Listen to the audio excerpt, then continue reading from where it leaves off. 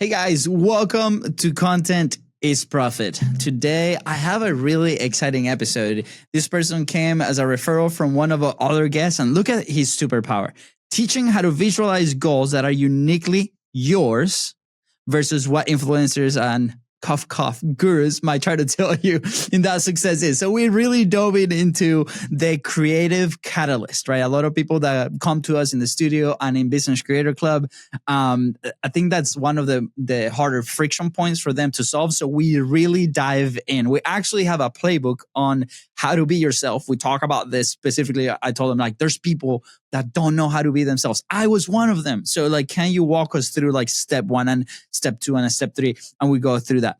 He shares also why he dared the gods of lightning. Crazy, right? And how that experience turned out into a great monetization later on for him. We talk about the 1% rule. And then also, this is one of my favorite parts, is like, how do we actually create mental anchors and event anchors? And I share like this experience that I've had, in the last like couple of days building something new that we're also like kind of breaking down in businesscreator.club. But yeah, anyways, the conversation is super awesome. If you have any feedback, if you want to learn more, if you want to dive deep, businesscreator.club, we're taking founding members today. We're trying to get to our first 50. So welcome to the family. And with that, enjoy the show. Take care. Hey guys, and welcome back to Content is Profit. Today, we are back on track with our guest. I know that you might be tired to listen to Luis yap and the last couple episodes, couple rants there with fake clips and fake content that's gonna go out there. And today, we're gonna debunk all that, because the person that's coming here, we're gonna be talking about what is the catalyst of creation? What is your uniqueness? What is your vision? What is your message? How do you bring yourself into the content through the camera? And yesterday we had an incredible session with our friend and partner Stacy in her people party, and the topic was about that, how like content today is transitioning to that. So with that said, I want to welcome our good friend Steve to the show. What's up, Steve? Hey there, Luis. Thank you so much for having me here with you today. I am so looking forward to this conversation. So thanks for the invite. Absolutely, man. Absolutely. Well, first of all, uniqueness. I love your background, man. And behind cameras, you were telling me that you like hands-on things. So like your whole basement is like this complexion of sets and different things. So I love that right off the bat. Awesome. Thank you. Yeah, no, absolutely. So tell me, Steve, obviously, topic of the show, content is profit, right? There's many elements. I don't know if you're familiar, but in Business Creator Club, we talk about these 6 levers, right? From anywhere from like, what do we say in front of the camera that a lot of people like tend to worry a lot about, to like the creation process, production, monetization, operations. How do we distribute all that, right? Like all these levers, right? And when I first talked to you, we mentioned the creation aspect, and I don't think we've touched on that. There's many elements there, but I would love for you to kind of explain a little bit of your process on the creative side. Like, how do we tap into that creative side if somebody might consider themselves not a creative person? Yeah. Number one step, look around where you're at right now. And I believe there's no place we can be that's not going to have some sort of an inspiration for a lesson you could share, something you could point out, something that you could create a story about. Yeah. And just look around. There's so many people out there right now creating all this fake identity and for their companies, and they're just trying to tap into a hot topic instead of just coming from their heart and soul and their gut of who they really are. And the favorite question I've ever been asked is, because I've been a speaker now for 22 years. I do coaching. I do so much content creation. I've been over 300 shows like this all around the world over the past 18 years. Yeah. And I love it when people say, "Hey, Steve, how do you make up those stories that you share?" And I just look at them and I tilt my head like a puppy and I just start laughing. I said, "Have you not been paying attention to my life over the past 23 years? The highs, the lows, the ups, the downs. My Phoenix rides a pogo stick. Trust me, I've been in and out of the fire so many times, I got no tail feathers left." Yeah. If you can't go through something like that and come up with ways to share lessons based on who you are and what you have survived so far, that's the best place to start.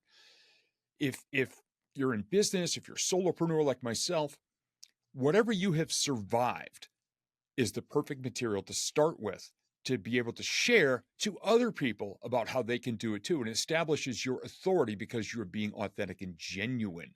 That's what's missing out there too much. There's too many people out there living the lifestyle that I call the vision board starter kit, where it's all about the Lamborghini, the yacht, the private jet, the mansion, the helicopter, the big honking gold Yeah. watch, and the bank vault full of gold bars. Tell me your story. And Yeah. that's where the best content starts for me. I mean, I've done these photo shoots and stuff and have all these really cool pictures. I have an amazing photographer. Some of the most viral stuff I've ever done, the most viral video anyway, was me standing in my driveway at night, waving my arm to keep the garage security light on in the middle of a blizzard, talking about a homeless community in the woods down by the river 2 towns away and how we can all help people. I had snot running down my nose. I was just about Yeah. crying because it's a topic very important to me. It's the most real, gross looking video I've ever done. And it went nuts. It had 9,500 views in 11 days. Wow. So start with your story, man. Start where you are and just look around Yeah. and see what you've survived. No, I love it, man. I mean, here in the thing that you submitted for a show, you put the weirder the better, right? And I agree, and everybody has like different levels of weirdness, but I encourage everybody to kind of go and think about like where do you levitate when you consume content, because obviously your mind as a consumer will be very different, and we find a lot of inspiration in the things that we like, right? So there's this myth going around, it's like, hey, attention span, if it's just 8 seconds, right? It's like just 8 seconds if you don't enjoy what you're watching or consuming, right? Like we all watch movies, we all go to the movie theater, we pay attention for like 2.5 3 hours, right? Like we can pay attention. So how can we turn that, not now, be a lot of creators here are the information business, right, where we're sharing stories, we're sharing like tactics, we're sharing this, that it could be boring, right? Like it might be interesting for people who are looking for that specific answer, right? So I think that element is like that personality, your own story. Similar with you, like one of my initial videos when we were trying to figure this content thing out, in 2019 2020, we're doing a challenge where we will go live for 45 days, right, straight. And it was really intimidating for the first time. And one of the days, the commitment was like, you have to publish no matter what, right? Like, and one of them, I remember I got home, we were living in an apartment, and our apartment complex had this little dog park. And at the time, I had 2 huskies. And they were going crazy in the apartment. So I'm like, oh boy, like I still got to do the video. I was working on a fitness studio at the time. So I grab the dogs, I go down to park. And until then, all my lives were either in my office or up there in the apartment, kind of like a safe environment, right? And I was like, screw it. I'm just going to do it down there when the dogs are running around. And the format that we did was like, hey, just share a story of what happened today. And for those listening, we did an episode where we break this system down. So you can go back a couple. It's the one with Wes, like the fitness coach example. And anyway, so we're sharing this story, and I see my dog starting to fight, and I turn around and I film the dogs, and they're going crazy at each other, and I leave the phone on one side, run, try to separate them. I come back, and the life's still happening. People are like, oh my God, is everybody okay? And I'm like, oh, yes. And like, there's like just one light on the corner, right? And I'm trying to put my face in the light.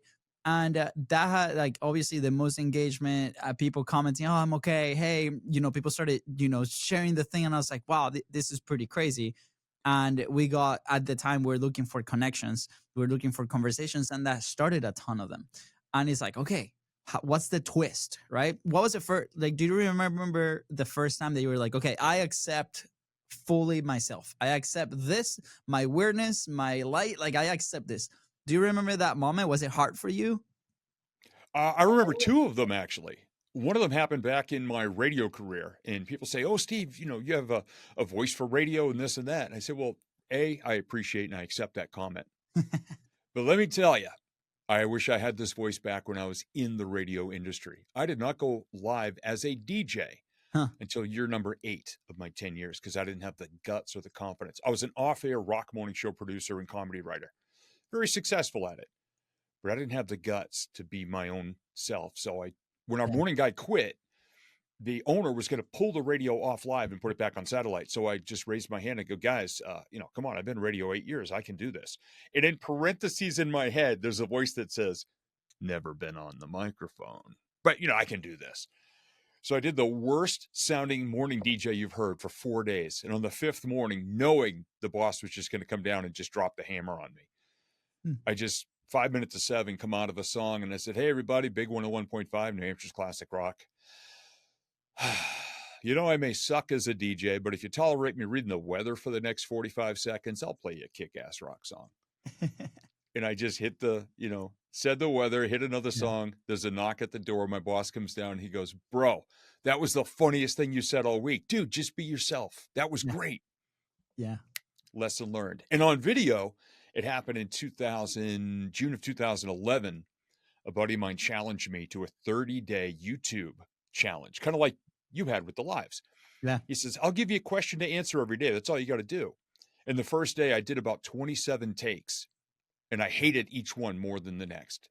And he called me at about 8 o'clock at night. He goes, "Bro, I ain't seen a video yet." And I'm just on camera giving him the finger off screen the whole time. And finally I just did a take. I said, "Screw you." And I posted it. And about 3 days later, a woman reached out and said, "Oh my gosh, how did you know I needed to hear this today? Thank you very much for that." Yeah. And I learned, just be yourself. Just express what's in your heart. Just share the value you have as you are right now.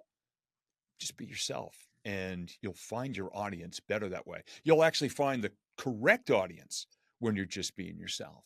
Yeah. I'm gonna play a little devil advocate for a bit, right? Because like for us, be, being ourselves took a while. I think, like I feel like everybody does. But what if you don't know who you truly are, right? Because like that's another thing. Like where I feel like there's people that are listening to this today that they're like, "Oh, that's easy for you to say. You guys have published 300 plus episodes, 600 shows. You've done this a bunch of time, like." you know but there was a time where like I was going through identity crisis, right? Like I played soccer all my life, like that ended, right? Then we stay in fitness, that ended. I was becoming a dad, right, at the time that we launched the show. It was like really challenging for me to kind of find footing and not really share. We were going through a lot of like very hard moments at the time, and still we have our fair share of challenges. um and it was like really challenging trying to find myself, and I think I found myself through publishing. Like that's the crazy part for me, I think.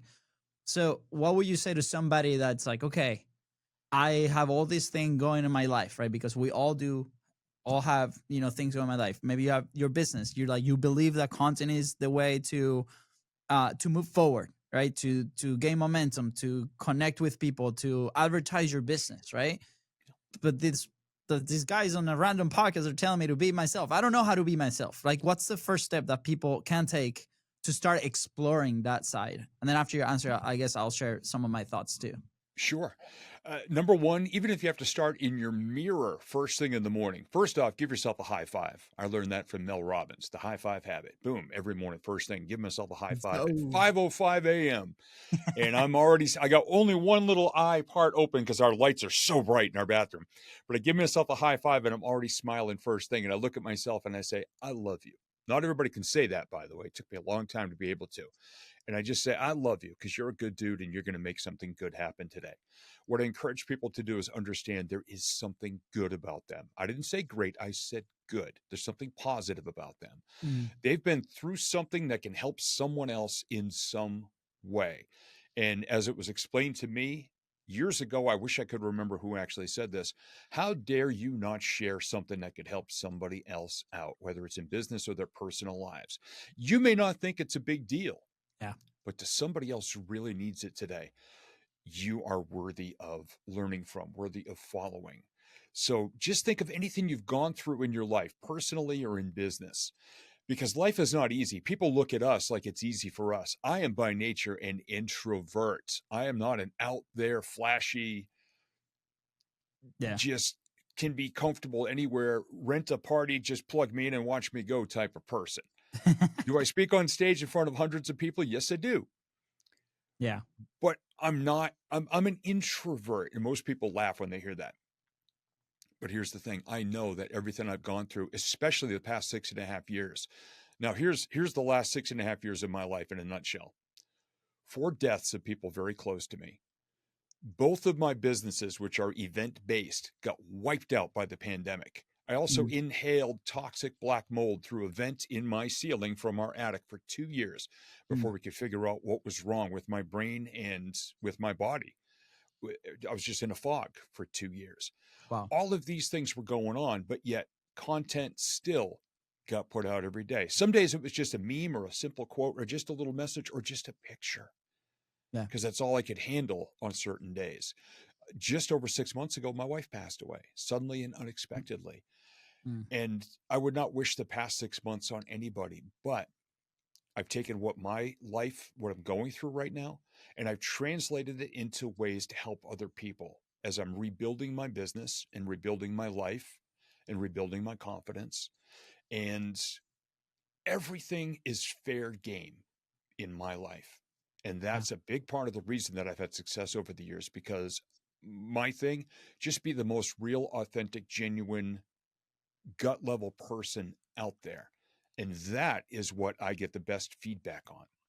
So, Yeah. some people say, well, I'm just very private. It's okay. You don't have to reveal the fact that, Yeah. you got a zit on your back or something. You don't have to say that.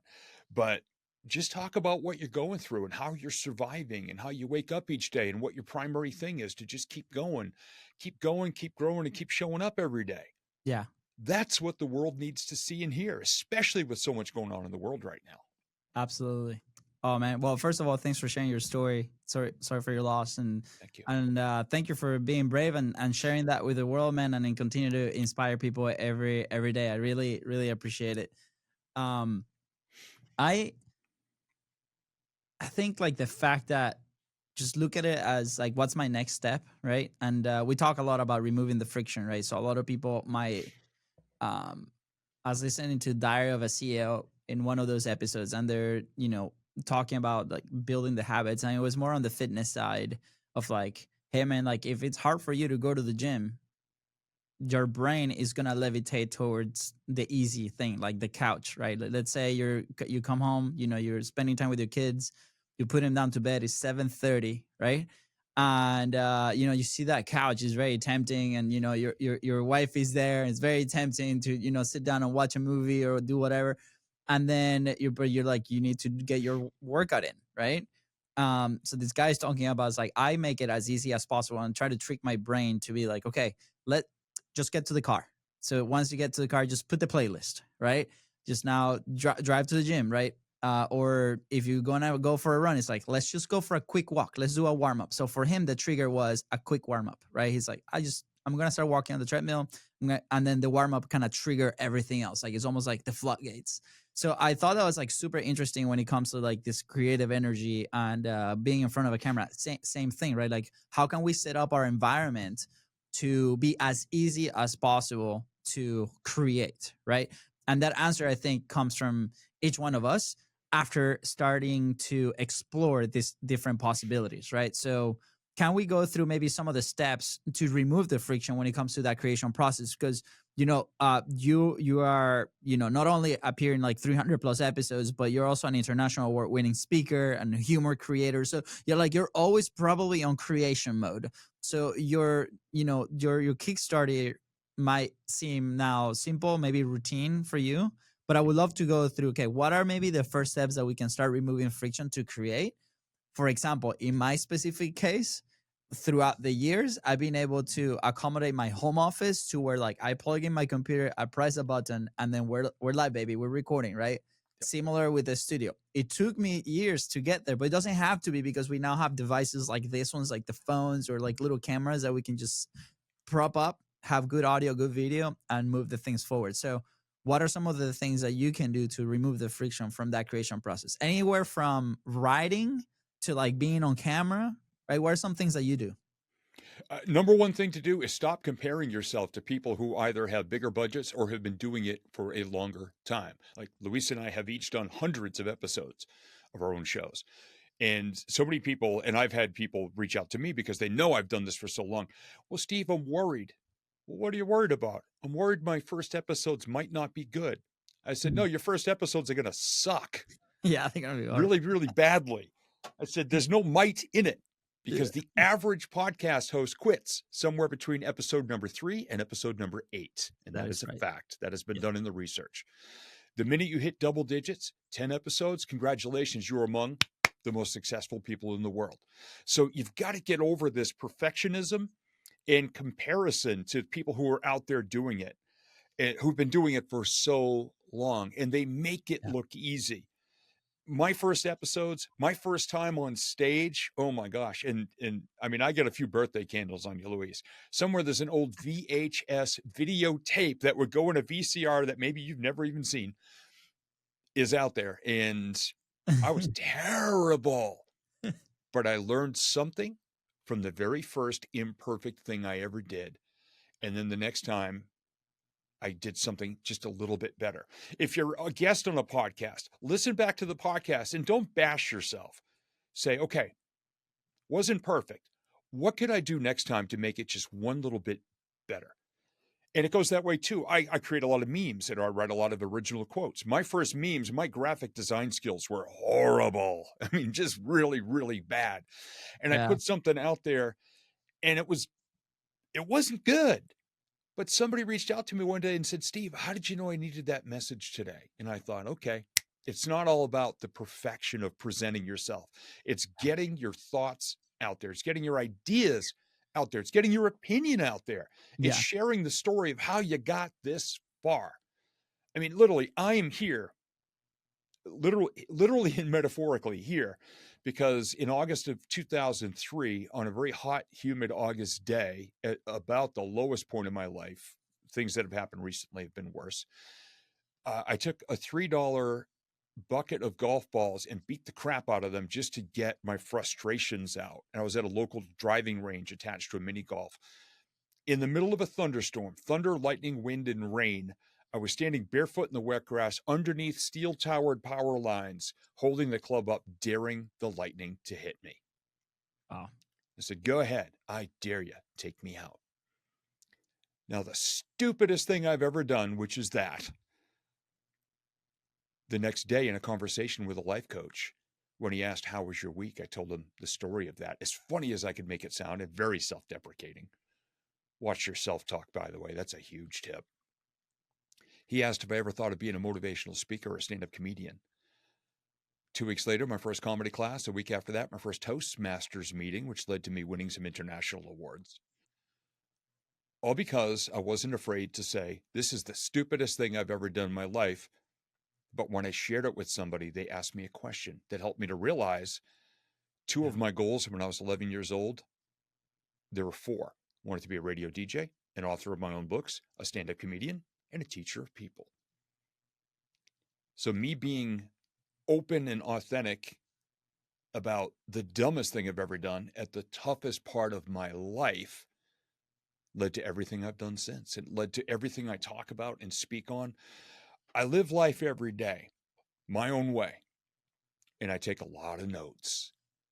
That the greatest thing you can give to your future self is something you write down today that either inspires you or intrigues you or confuses you. And then you spend some time solving it, and then you share it with other people who are where you were. Just look around. Look at the stuff you do, the decisions you make, the actions you take every day. You are literally standing in a field of gold every day. Yeah. So start sharing it. So cool, man. So cool. We'll have to you'll have to leave us like where we can find that story, man, with the lightning. Like I put here why he teased zoos and lightning. Settle that. But I love it because last year I was on a kick with comedians as far as like consuming content, and I think they're a great example to go out and try to find those stories and like kind of how break down how they do things. Yeah. Because you're putting yourself out there raw with these experiences, right? The more authentic you are. I love a show called Kill Tony. I don't know if you're familiar with that show, but it's like all these like beginners, like 1-minute sets, and they get feedback back to them, and they're like, they can spot it when it's like not an authentic experience, right? Yeah. And I think that's such an important lesson, and we can show in content if you're a business creator, right? In different ways. It doesn't have to be like self-deprecating. It doesn't have to. You don't have to tease the gods of lightning, right? To be able to do this, but I think you can still show a very authentic side with different things, right? Behind the scenes type of stuff. You can have a conversation with customers, candid, raw content without editing. Like there's all these trends, right? And the pendulum goes with different trends at different times. And if you can learn to identify and then don't stick to one, try to test. And we talk about frequency and consistency, right? On the process of doing things, like what is something that I can put out every single day. Like you said, you sometimes you do memes, sometimes you do pictures, sometimes you do videos, right? In our specific case, the podcasting is that for us. We built a system around it so we could be consistent over a long period of time, and that's the goal, right? Number one, because practice makes better, right? So here's a very raw example of what I've been. I mentioned to you before we jumped on the show that I've been on this creative kick, right? So there's this itch that me and my relative had to create content around soccer. Like, we were big fans. That's what brought us here to the States. Our dream was to play professionally, and at some point we want to create something meaningful in that world. And obviously what we do now is content and creating these like shows and concepts and testing things. And for a long time we've been trying to get together and see if we could do almost like a talk show type podcast, and we have a few episodes out there if you guys want to check it out, the football show. But he's been going through, he just had a baby, so his schedule is like completely bonkers. And so that's why also you haven't seen him in the Content Profit show.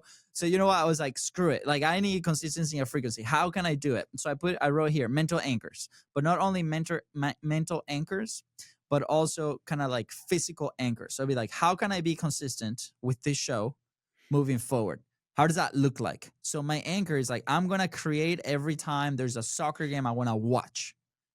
So that's gonna make it easy for me to do it, because I don't have to think about when I'm gonna do it. Okay, if I want to watch this game that is at 7 p.m., how do I actually create it? So now we chose a format which is a simulcast. So basically a live stream on whatever platform of the camera filming me as I'm watching the game. Obviously, we cannot stream the game for rights, but we can build something with different tools that we can have like stats up, and we can comment on what's happening, and we can engage with the audience. And that was like the initial concept. It doesn't look like a podcast, still a show. It's live stream. And here's the fun part. Once I decided on that format, on that anchor, everything came easy, because I'm like, perfect. My team plays on this day, this time. That's when I'm gonna do it. We booked all around it. We booked the time, and I sat down. The first stream was a couple of days ago, and it was like with this European final. The stream lasted about 3 hours. It felt like 15 minutes, to be completely honest. And here are the results. Super unique product. We had about 4,000 views. We had people engaged, people that we didn't know, on like this brand new thing. And it was like, we were months trying to figure out, like trying to fit it in our schedule. It's like, what is our anchor? So I want to ask you, Steve, like, what are some of your anchors, like mentally sometimes, to kick off that creative energy, or to start putting the message out there? Because you mentioned something that I really enjoy, which is your message deserves to be heard. Like, it's very selfish of you if you don't put your message out there, if you know that's going to help somebody, right? So we all need to do that. So now, Steve, like, why don't you share a little bit of your anchors, where they're like physically or mentally, or like, what do you do to be able to do that? My first anchor every day is when my alarm clock goes off at 5:05 a.m. Monday through Friday. And I've got a mental thing, again, back to Mel Robbins. She had the high five habit, but she also has the 5-second rule. I need to turn off that alarm within 5 beeps. My wife bought me an alarm clock that does not have a snooze button. Very smart on her part. So I got to shut it off within 5 beeps. Then in my head, I go 5, 4, 3, 2, 1. Both feet have got to be on the floor. I stand up, turn on the lights, make the bed. Then I go in the bathroom, high five myself in the mirror. I go downstairs and do a workout. Now, up until 4 years ago, I hadn't worked out. I hadn't been inside a gym in 3.5 years. Now I work out from home an hour and a half to 2 hours a day. I'm down almost 40 pounds. Amazing. And zero alcohol in 4 years. That's my first anchor every day, is to get my motor running. Yeah. And what that also does is, while I'm working out, I listen to positive podcasts, which give me ideas and messages. I listen to people who inspire me, so I can think of ways to inspire the people who listen to me. And then I'll make a fruit and vegetable smoothie in the blender. I go upstairs. I do my first social media post of the day based on something I thought of during my workout. So that's where the creativity starts, is my lesson for the day. Lo- And then typically on Mondays, I will record at least 2 podcasts to try to stay one ahead. And I do that in the mid afternoon. And I intentionally block out Mondays from my calendar. Mondays are for creativity and for a lot of the little stuff. So I'll Yeah, create the shows on that day. so In awesome. the evenings, I'll journal, I'll take some notes, I'll think of the wildest things I saw that day. In the mornings, I do a gratitude journal for my 3 favorite moments from the previous day, not just broad brushing stuff, but I'll say, tomorrow morning, just so you know, this is going to be in my gratitude journal. I get to have a great conversation with Luis. Let's go. And exactly, you're going to be, I'll take a picture of it and send it to you. You're going to be in my gratitude journal tomorrow. That Absolutely, man. reminds me of the wildest things that happen to me on a regular basis. And that alone gives me so many stage stories and ideas for content, just being aware of what's going on around me. Yeah. That's been one of the greatest catalysts for that. And another thing I love to do at least a few times a week is I'll grab my phone, go into Facebook Messenger, and think of a friend that I haven't talked to in a bit. I'll hit the little microphone and I can leave a 60-second message, or the camera and I can leave a 30-second video. Hey, it's me. I'm in the studio. I just happened to be thinking of you today. Do you remember the time we did this? Oh my gosh, I can't believe we got away with that, but it worked out so well for us. Hey, have an awesome day. Take care. Yeah. Every time people reach out to me and say, oh my gosh, how did you know I needed that today? And then what happens within a week? We get together, we get on a phone call, we hatch up an idea for something, we make a connection. Yeah. And by the way, one of those is how I got onto this show from a previous guest, Lorianne Morabito. That's right. She reached out to me and said, hey, how's your week going? By the way, I got a guy you need to meet. This guy, Luis, is awesome. You will love him. He will love you. And look at that, man. Here we are. Yes, loving each other. Yes, sir. Yes, let's go. Not in a weird way. Yeah. No, dude, Steve, thank you, man. This has been so awesome. I hope this sparked some ideas for people listening. I know it did to me. Like I'm racing with different things. I love experimenting. You know, we talk often in the Business Creator Club that our content is a constant experiment. There's no secret sauce. Over the last 7 years, we worked from with small businesses to very big financial real estate companies that have hundreds of employees, and every single person that we consider, I guess, successful, that they get like a positive ROI from like their systems and their content, most of them have their very unique process that they've experimented, they've tested. The whether the CMO or the small business owner, they're trying new things every single day. So what we want to achieve with the show and with the community is to provide you the tools to facilitate that, like remove the friction. We all have things that we're going through in our daily life, right? We don't need to overcomplicate anything else.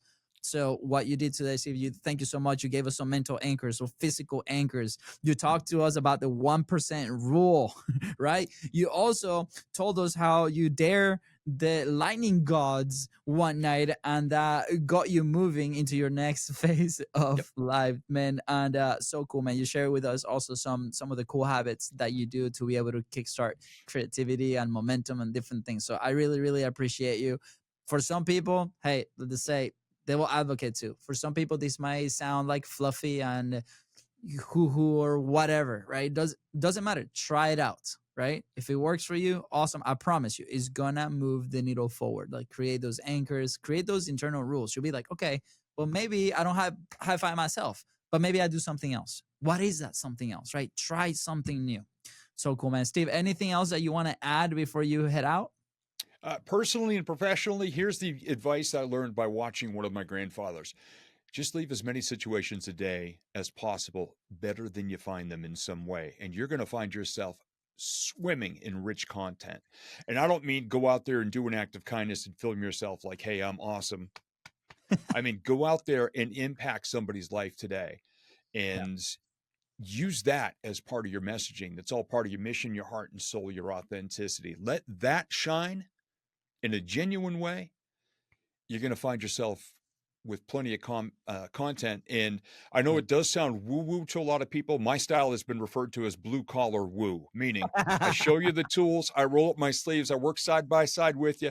Yeah, there's a lot of stuff going on behind the scenes.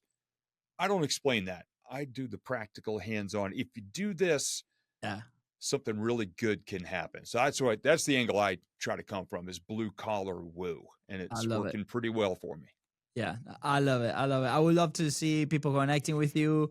I think here your what's the best social media platform? Facebook, Instagram, LinkedIn. You have it all. Steve Yep. Gamlin, right? Yes. In Yep. all of them. So cool. We're gonna leave the links right below too. You have incredible show, the motivational firewood show, right? Is that how I say it Exactly. correctly? There's an Yep. R in there somewhere.